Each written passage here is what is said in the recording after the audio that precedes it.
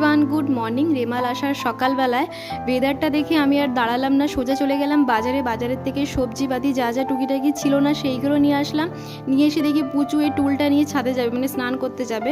তারপরে সমস্ত গাছগুলোকে নিচে নামিয়ে নিলাম, মানে বারান্দাতে রেখে দিলাম, আর বড় গাছগুলোকে এক সাইড ট্যাঙ্কের সাইডে করে দিলাম, কেন কি আমফান ঝরার সময় মারাত্মক বাজে অবস্থা হয়ে গেছিলো। আর রিস্ক নিলাম না। তারপরে পেটে ছুঁচো ডাকছিল, একটু লাড্ডু খেলাম। দেখি মেঘ ডাকছে, আবার ছাদে দৌড়ে গিয়ে দেখি ভীষণ মেঘ করেছে, ভাবলাম এক্ষুনি নেমে যাবে। তার মধ্যে মা পুচুকে চান করাচ্ছিল, মা আর বৌদি। রাতের বেলায় ভাত খাবো না, রুটি করব। তো এদিকে পুচুর জন্য প্রথমে একটা ছোট্ট রুটি করে নিলাম, তারপরে আমাদের জন্য করব।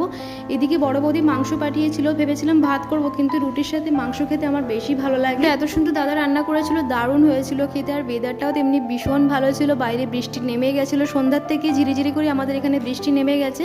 খাওয়া দাওয়া করে একটু ব্যালকনির দিকে গেলাম। আমাদের এখানে 9টা থেকে 9:30টার মধ্যে দোকানপাট সমস্ত কিছু বন্ধ করে দিয়েছিল, আর বাইরেটা দেখুন একদম নিস্তব্ধ, শুধু বৃষ্টি